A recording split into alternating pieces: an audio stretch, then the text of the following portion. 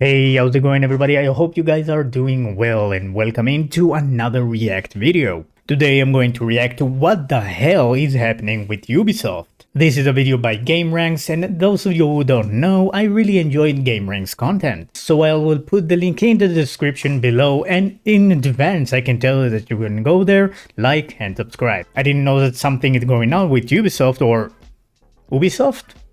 I don't know how to pronounce it, but let's start with the video. 7-year low. These are words that nobody wants to hear, but Ubisoft is forced to reckon with. Now, Ubisoft is a very large developer and publisher of video games, and, well, they're not exactly in any danger of folding or anything, but this doesn't look good. Hi, folks, it's Falcon, and today on gameranx, we ask the question, what the hell is happening with Ubisoft? So Ubisoft shares recently plummeted about 21%. That's a fifth of their value. Now, this didn't just happen randomly. They basically said their forecast that they would see a 10% increase in profit was incorrect, and instead, they would likely see a 10% decrease in profit, which, as you know, people who buy and sell stock don't like that. And in the midst of this, giving the reason of worsening macroeconomic conditions, Ubisoft actually canceled 3 games. Now these— Wow. All right, so let's unpack it here. First of all, I really enjoyed Ubisoft games. I always like this. I always like their game. I know a bit about the stock market and all of that. I didn't pay attention to Ubisoft though. I mean that is crazy. 21% low, 10% decrease in the last quarter. That is crazy. That is a lot for those of you who don't know. I'm not surprised though, because Ubisoft had some major issues in the last games. They put all their money in the basket for games like Assassin's Creed, for this example. Let's be honest, after Assassin's Creed 4, the Assassin's Creed game, after Assassin's Creed 4 Black Flag, the rest of the Assassin's Creed games were pretty downhill. Not all of them. Assassin's Creed Origin was great. Assassin's Creed Valhalla did a great job, but still they put all the baskets in a certain franchise like Assassin's Creed, which didn't produce much attention and success. But that is crazy. 10% decrease. Damn it. That is crazy. Weren't games we knew anything about. They were unannounced, but they did say publicly we had 3 games that we were going to release and we're not gonna now. These 3 cancellations bring the number of canceled games in the last 6 months up to 7. Most of these games are ones that they haven't announced and we don't know what they are, so it doesn't sting like a gamer too hard. Like, nobody's really emotionally invested in games that don't exist in terms of tangible evidence. But we do know that one of them was apparently a VR Splinter Cell game, and while it's nice to hear that is at least in consideration, I don't know that I care a whole lot that a VR Splinter Cell got some canceled. people do. I would like a full-blown regular Splinter Cell game with next-gen graphics and updated modern mechanics. But I also don't know if Ubisoft is really in the position to be adding stuff to their slate like that. Things aren't looking that great. Like, they basically said in their press release, sales are surprisingly slow. They've gone into cost reduction mode and are planning on cutting $200 million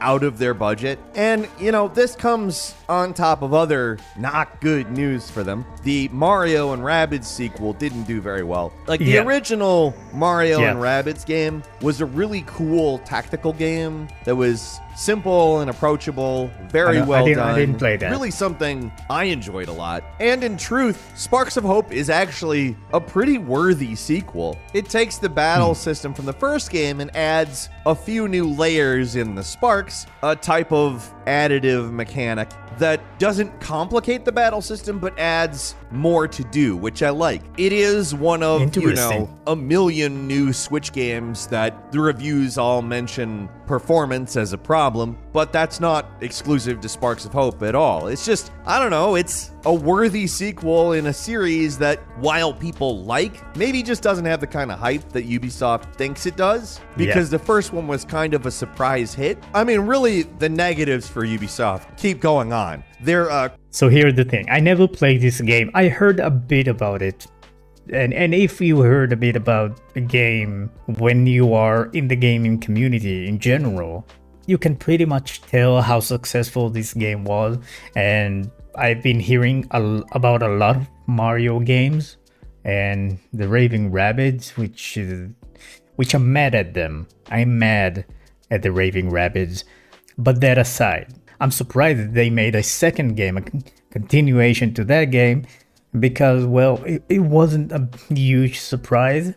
It wasn't a huge success, but, you know, sometimes things work out. But it turns out that not this time. Core Tom Clancy writer Richard Dansky, who's been a vital part of all of their Tom Clancy games for like 23 years. He left the company. And, well, you know the other thing that I'm going to say, because it's been the thing.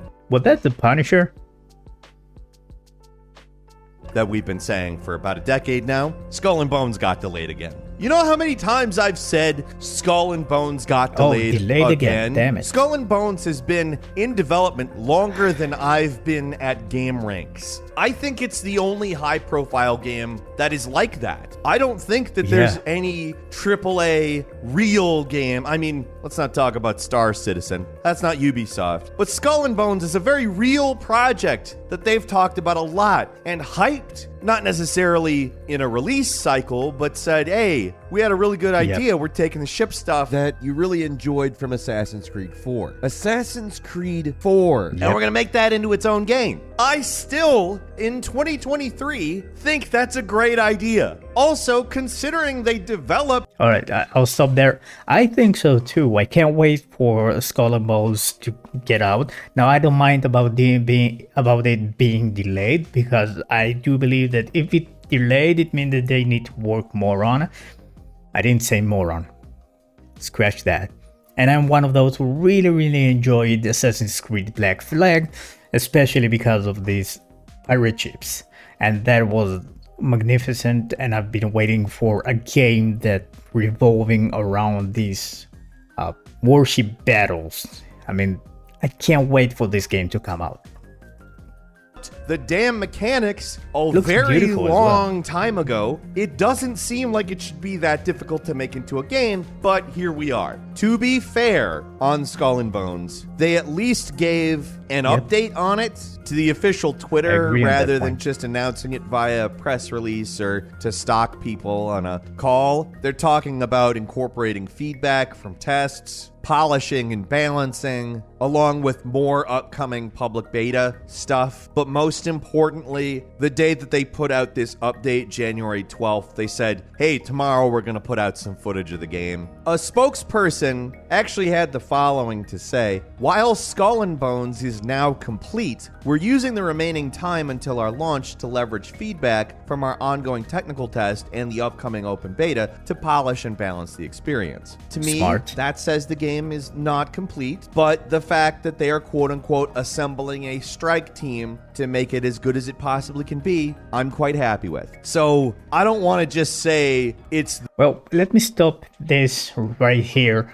Alright, so let's take God of War, for example. Alright, in God of War 2018, there was a delay in the I don't remember what the specific day that the game was supposed to come out, but they delayed it because it had something like 3,000 bugs just a few days before the release, or a few weeks before the release.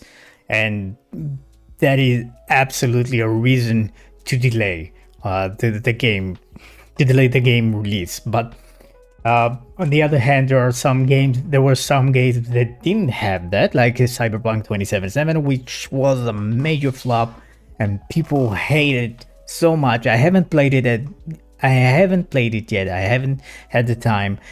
And when I usually play new games, it was just released, I embrace myself for a lot of bugs, so that it just won't be disappointed. And I'm happy to hear that in this case they said, all right, it's complete. Even if it's not complete, they said, all right, it's complete, but we need a bit more time to evaluate everything. And I say that it's a good thing. It's a good thing because it's smarter to do it that way. And they surely don't want something like Cyberpunk 2077. The worst Skull and Bones update we've ever seen. It's actually, in terms of their delays, probably not the worst version of it, but I mean, the game is getting delayed again. So what the hell is happening? This is a whole lot of negatives for a very big developer that we all know very well and has made a lot of very high-profile games that have made them lots of money. I mean, Assassin's Creed Valhalla smashed records. It was a huge game for them. They made so much money on it. But, all right, so here's where we start to see why. Ubisoft's release slate has not been dense lately. They just haven't been pushing games out as frequently as they did, 5-6 years ago. So every time there's a miss, it really feels like a big miss. Now, Far Cry 6 did well, and it was received quite well. But there was also Rainbow Six Quarantine, which... Do you even remember that Rainbow Six Quarantine has been released in the last 12 months? I mentioned the Mario Rabbids game and how well it was received, but they really didn't market it. The first one was kind of a surprise hit, and maybe they were just thinking, that's going to happen again. We don't have to market it. It's a big old brand now. But there was one Mario Rabbids game. If that were the case for a franchise that had been going strong for 2-3 titles already, maybe. But if they do make another one, they're going to have to actually market it. And then there's Skull and Bones. They delayed it again, and obviously I have my complaints about that. It's almost a joke at this point. But when we're talking about all of these problems, we have to start wondering how much money they're burning on Skull and Bones. That's true. You can tie in some of the other problems to that. If they weren't sinking probably tens of millions, if not hundreds of millions of dollars into this game over the course of a decade, could they have marketed Mario Rabbids?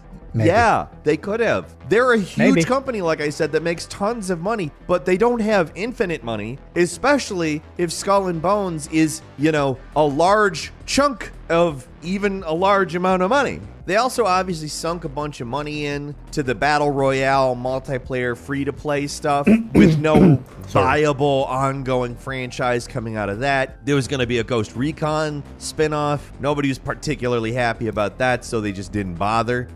They've been burning money like the Joker. And for Ubisoft... Yeah, but let me stop you right there. So first of all, burning money, I mean...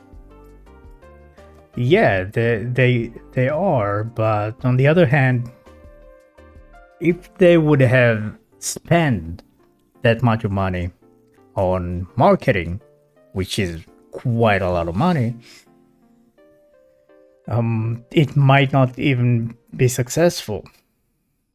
It's something that they need to think about. It's something that it's more complicated than it seems to the naked eye.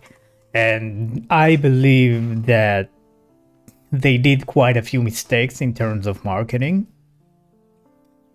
If the first Mario Raving Rabbids was successful, they should have marketed the second one better. I agree. The Ghost Recon, they don't need to market at all, in my opinion, based on the fact that there are so many other games on this genre that, well, you know what? Battlefield 3 is about to come out. And not Battlefield 3. The new Battlefield is about to come out. I don't remember the name. Ubisoft CEO Yves Guillemot, it eventually came to having to send out a message. I'll quote it for you. Today more than ever, I need your full energy and commitment to ensure we get back on a path to success. I am also asking that each of you be especially careful and strategic with your spending and initiatives to ensure we're being as efficient and lean as possible. Basically, stop burning money, guys. things are not going well. Now, that being said, Guillemot has said that the upcoming games for the next fiscal year is quote-unquote the biggest pipeline in Ubisoft history. So he tries to include a bit of a positive there, but we also kind of have to remember that this guy's the head honcho, and a lot of the stuff that he's maybe saying, hey guys, stop burning the money, I probably went through him. He probably made a lot of those decisions. So I don't know. Maybe he's part of the problem. In truth, the next year is definitely going to be a big test. Ubisoft has to deliver. And here's the thing. It's definitely not all bad, and there are some pretty good things on the horizon. Ubisoft has a Star Wars game they're developing, and seemingly they're going to have a fully open, seamless universe like along the lines of No Man's Sky or maybe Astroneer. That, if delivered upon, is immediately one of the coolest possible things that anybody who even kind of likes Star Wars would want to play. Now, there are some concerns with something that would technically be probably the biggest damn Star Wars game ever made. That's a big chunk to bite off, and we'll see if Ubisoft can chew it. But if that's real, if that's what they're doing with their Star Wars game, wowie, that's going to be good. And they've also done something very smart by listening to fans about Assassin's Creed, scaling down to give us Mirage. So Mirage is probably one of the more exciting developments for the traditional Assassin's Creed fans out there. It's not that I don't want them to keep making the open world formula Assassin's Creed games. I kind of just want both types of games, and it kind of looks like that's what they're doing. They listen to the fans, and the fans are like, hey, we really want a more traditional Assassin's Creed game too. So Ubisoft has listened. Like, they have heard the demand for a more intimate, character-driven Assassin's Creed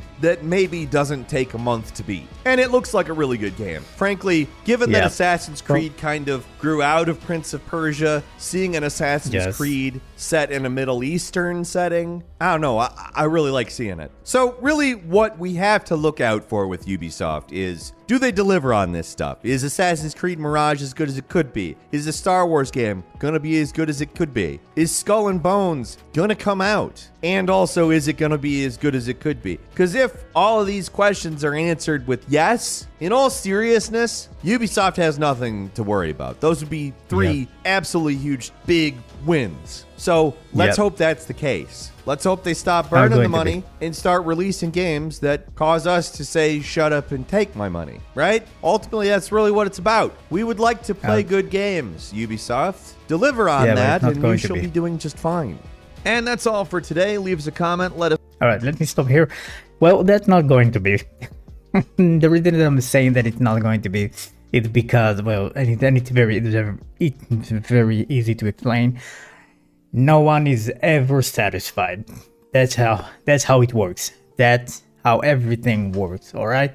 So let's say that today, after we'll take Cyberpunk 2077, today, after many of the bugs were fixed, people still have a lot of complaints about, all right? Think about it. It was so buggy. People couldn't play it on, if I remember correctly, on the Xbox. And they fixed it. They fixed most of the bugs. But still, there's one bug, little one. People will say, oh, that's a suck game. I don't like it. Have too many bugs. It doesn't have too many bugs anymore. I'm sorry, but people are not satisfied. Let's talk about God of War, of course, God of War Ragnarok. People are not very happy about it. I mean, there's so many reasons why should you be happy, but no. Elden Ring, there are so many people who's not happy about it. Although most people are happy about it, but there are still a lot of people who said, no, this game is suck. I don't like it. Dark Souls 2 is better, you know? So, in perspective, it's not going to be perfect. It's not going to be as good as you wish it would be. But keep in mind, if you're coming to this open-minded, and you try to look at the best parts of the game, and you're trying to look at the best parts of the game more than you look at the worst parts of the game, you will have much more fun, and that is guaranteed. Let's finish this video. Let us know what you think. If you like this video, click like. If you're not subscribed, now's a great time to do so. We upload brand new videos every day of the week. Best way to see them first is, of course, a subscription, so click subscribe. Don't forget to enable all notifications, and as always, we thank you very much for watching this video.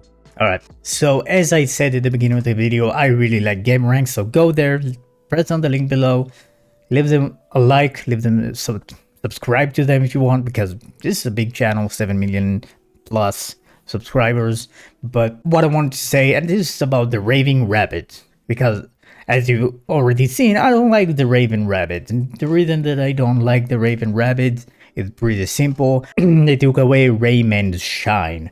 Now, I love Rayman. I always loved the Rayman games. Unfortunately, I haven't had the opportunity to play the last Rayman games that came out, but I do like the Rayman games. Always like Rayman, and when the fourth game of the series, Rayman Raving Rabbids, they came out, I was very interested in it, but there was a problem. The Raving Rabbids just took off and left Rayman behind. This is why I don't like the Raven Rabbit.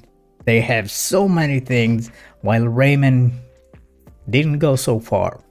So this is all for the video. Please tell me in the comment below, what do you think about this video? What do you think about gameranx in general? And what do you think about me as an entertainer? Now, if you like this shirt, this is from Overpower Clothing. Check them out. I put in the link in the description together with a 10% discount code. And that's all for the video. Thank you guys so much for being here, watching up until now. I would appreciate it if you leave a like, subscribe, and even a comment. Have a wonderful day, have a wonderful night, and don't forget, enjoy your games.